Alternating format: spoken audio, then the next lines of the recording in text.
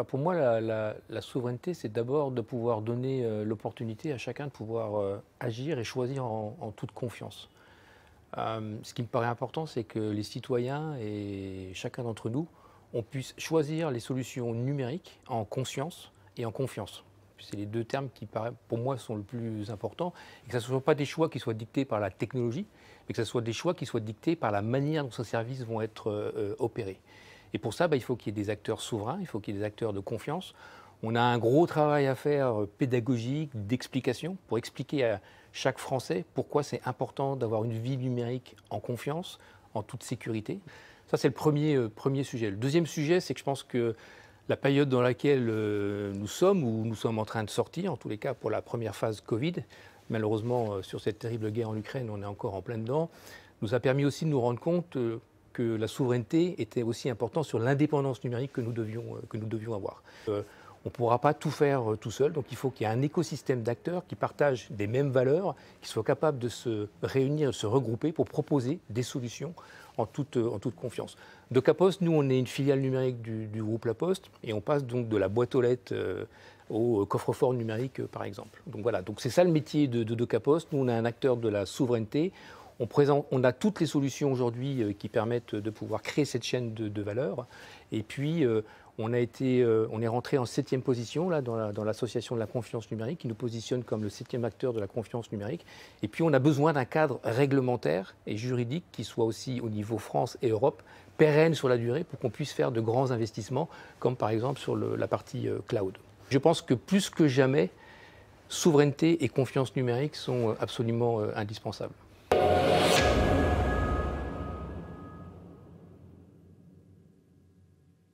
Alors déjà, ça nécessite un grand niveau d'investissement, puisqu'il faut bien sûr qu'on ait d'abord un niveau de résilience qui soit extrêmement fort sur tous les services qu'on propose.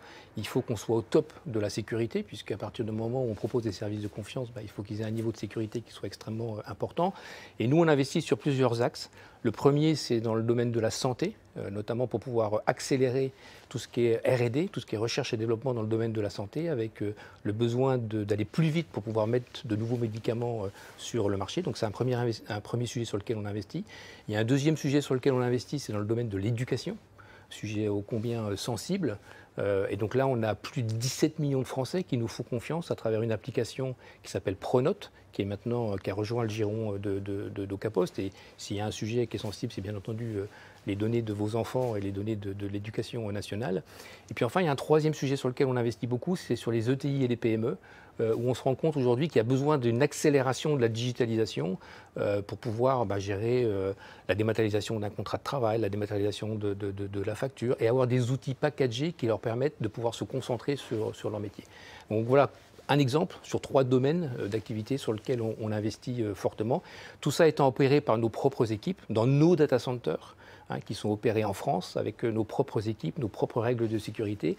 Et une fois encore, on a un contrat de confiance avec nos clients, puisqu'on leur garantit que les données qu'ils nous confient ne seront utilisées que pour les services qu'ils nous demandent et pour aucun autre type de service. Donc c'est le pacte de confiance qu'on a entre nos clients, les clients de nos clients et puis nous-mêmes.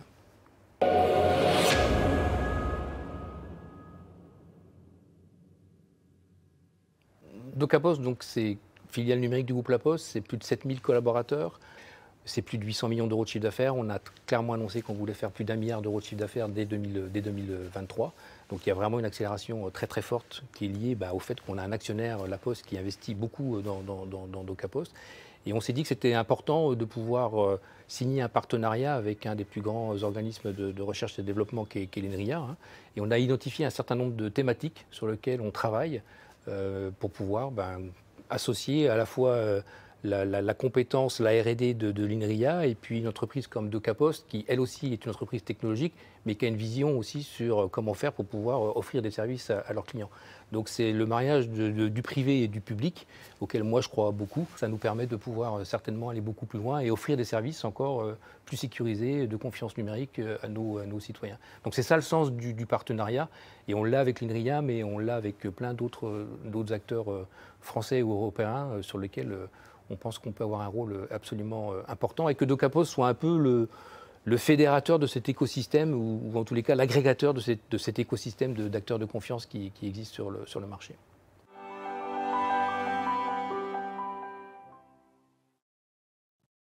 Alors, on va rentrer justement dans le détail de ce programme entre La Poste et l'INRIA. Avec vous, chers invités, bienvenue à tous les deux.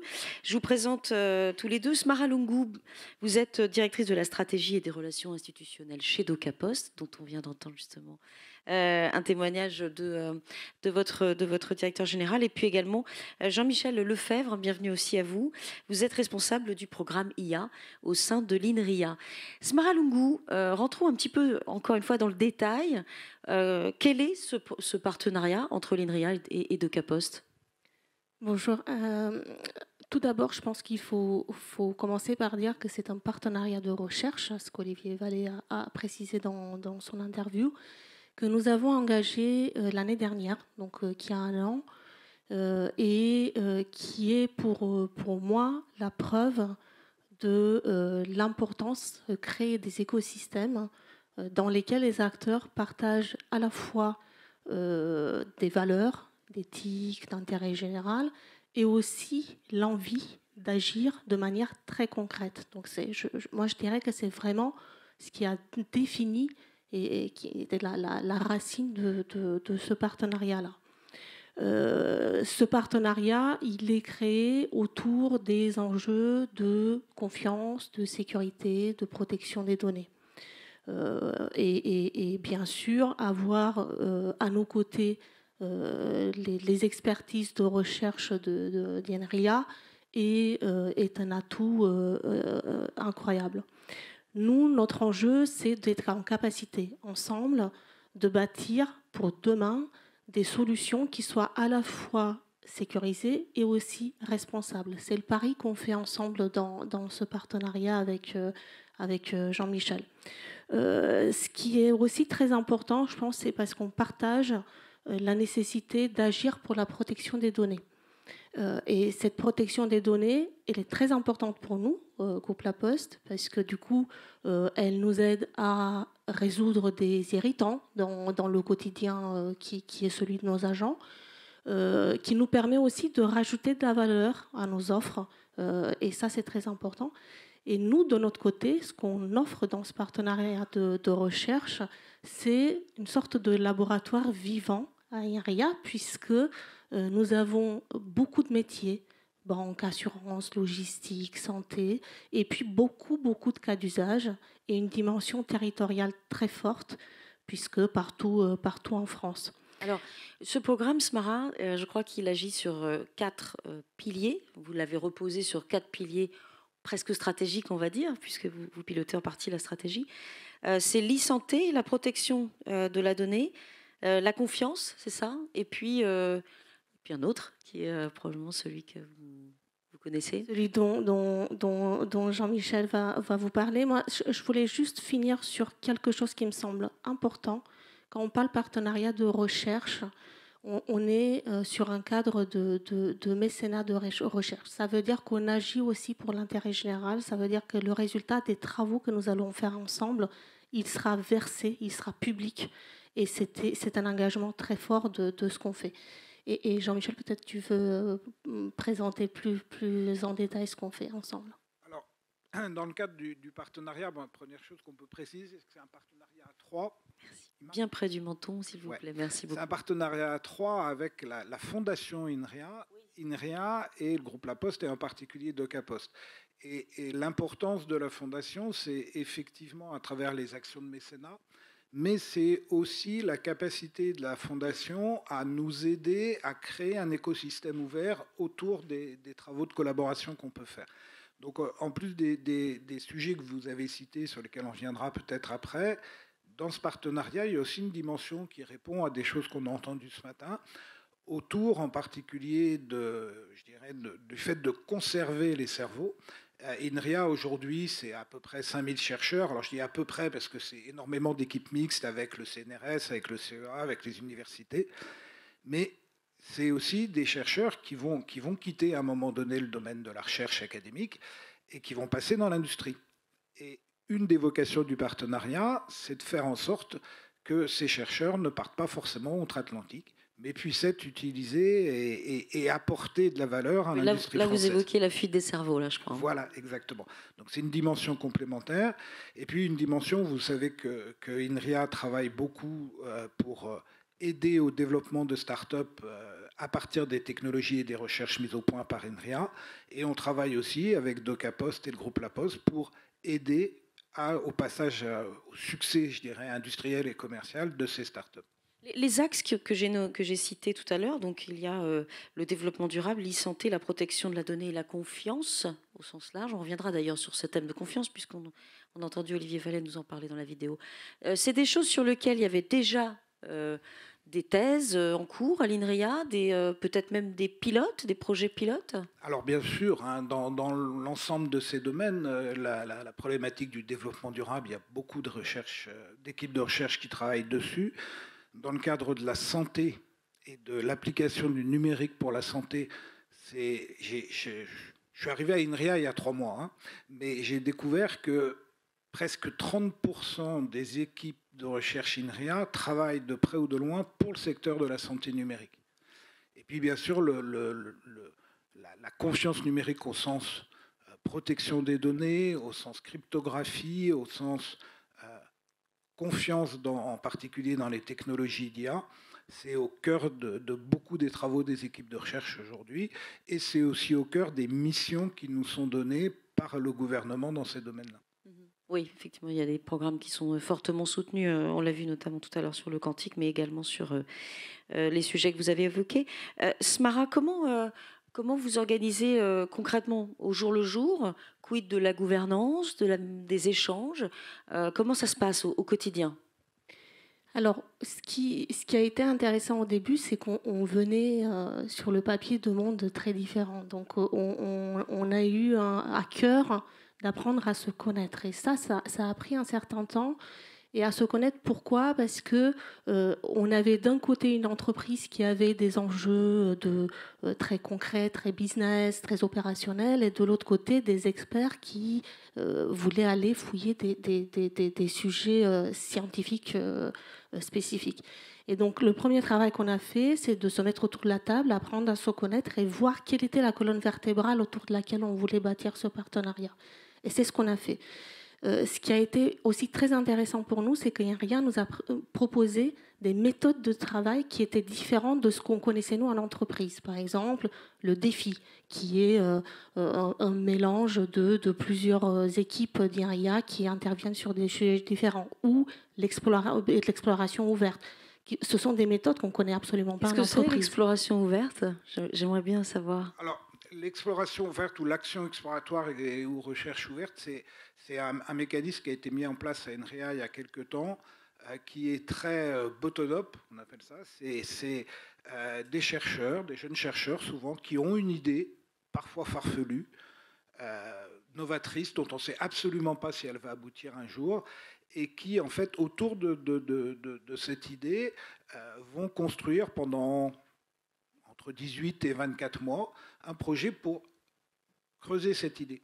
Et ce qu'on a proposé à travers le partenariat INRIA, c'est que ça puisse être du bottom-up chercheur, mais que ça puisse être aussi du bottom-up besoin métier et besoin industriel. Et c'est toute cette dynamique qu'on essaie de créer, comme le disait Smara, de dire il faut que les gens des métiers, les gens qui vont être près de l'utilisation industrielle, près des clients, et les chercheurs arrivent à se comprendre, à travailler ensemble pour faire émerger les bons sujets à la fois de recherche et d'application derrière. Alors, si on comprend, enfin, on a tous compris que là, ce programme partenariat s'inscrit pleinement dans une logique d'open innovation, et on va en parler un petit peu plus tard sur cet axe intéressant de développement. Globalement, quand les chercheurs de l'INRIA, vos chercheurs, travaillent avec les équipes de DocaPost, est-ce qu'ils peuvent bénéficier, je dirais, de tout le terrain, du terrain du groupe La Poste qui... on va rappeler quelques chiffres, mais c'est assez énorme. Ça concerne énormément de sites, de points d'accès. Voilà, ça se passe comme ça aussi? Alors, Globalement, oui, ça va se passer comme ça, effectivement, en fonction des sujets qu'on a explorés pendant la première année, sur lesquels on veut travailler. On va mettre ensemble des équipes métiers de la Poste, des équipes de terrain. Alors, chez DocaPost, sur tout ce qui concerne les aspects directement numériques, mais aussi à la Banque Postale, mais aussi à la CNP, mais aussi en proximité dans les bureaux de poste, là, pour avancer avec eux, collaborer, se comprendre, tout en gardant à l'idée que le temps d'un tel partenariat est un temps long. Il y a des actions à brève échéance qui peuvent être mises en place, mais c'est un temps long sur lequel, effectivement, il va falloir du temps pour bien comprendre les problèmes, bien les aborder et itérer longuement entre les gens des métiers, j'ai tendance d'appeler ça, et les chercheurs. Exactement. Un temps long, donc, Smara Lungu. Un temps long qui est accepté et qui est tout à fait qui est complètement logique aussi. accepté, puisqu'on est clairement on investit sur le long terme. Avec une organisation, une gouvernance, vous posiez la question qui a 2 niveaux. Il y a une gouvernance stratégique et puis une gouvernance opérationnelle qui est partagée entre INRIA, la Fondation et la Poste, et qui permet du coup de détecter les sujets les plus stratégiques pour nous et puis de les mettre en œuvre après dans des groupes de travail spécifiques. Moi, je voulais m'arrêter sur 2 sujets pour être un peu concrète. Le premier, c'est tout ce qui est cryptage post-quantique. Nous avons des solutions de sauvegarde, de coffre-fort numérique, d'archivage de données dans lesquelles, du coup, les données sont cryptées. C'est très important. Aujourd'hui, elles sont sécurisées. On garantit cette sécurité pour nos clients. Si demain, on passe à des dimensions de calcul accélérées, on a besoin, du coup, nous, de technologies qui viennent nous aider à continuer à garantir la sécurité de ces données. Et donc, dans ce cadre-là, l'apport des chercheurs d'INRIA est essentiel pour nous. Un deuxième exemple que je voudrais prendre pour illustrer, c'est tout ce qui est lisibilité, transparence d'algorithmes. Très concrètement, vous faites une demande de prêt bancaire, vous avez un système qui vous dit, d'algorithme qui vous dit oui, non. Si c'est oui, personne ne se pose de questions. Si c'est non, il faut savoir l'expliquer. Il faut savoir l'expliquer aux clients. Il faut savoir aussi l'expliquer à nos agents, en fait, à nos conseillers qui sont en bureau et qui doivent être en capacité de rassurer, d'être clairs dans l'approche client qu'ils ont. Et c'est très important, du coup, ce qu'on fait aujourd'hui avec INRIA. Vous voulez rajouter quelque chose ? Alors, très rapidement, 2 autres exemples complémentaires, en particulier dans le domaine du développement durable. Alors, un exemple court terme, j'ai parlé de temps long, mais on a aussi des exemples court terme. À INRIA, une bibliothèque et un environnement pour estimer la consommation carbone d'applications cloud ou d'applications sur data center, qui s'appelle Power API, a été mis au point. Et ce système va être utilisé sur les infrastructures de la Poste pour optimiser la consommation de carbone. Et puis très rapidement, un autre gros domaine qu'on est en train d'ouvrir, un des grands métiers de la Poste, c'est de transporter des colis, c'est la logistique des colis. La logistique, aujourd'hui, c'est un problème d'optimisation avant tout, mais un problème d'optimisation multicritère, que ce soit en termes de transport, de ressources, et aussi de consommation carbone, et aussi de comportement des gens par rapport au transport. Et donc, un des projets qui est en train de démarrer, c'est autour de l'estimation au moment où vous commandez un colis et un transport, du bilan carbone de votre transport, suivant les délais que vous demandez, etc., pour arriver à rentrer dans une boucle vertueuse d'un point de vue développement durable. Effectivement, on en a besoin, ce sera la grande ère de la rationalisation, de l'optimisation. Merci à tous les deux, on peut les applaudir, je pense.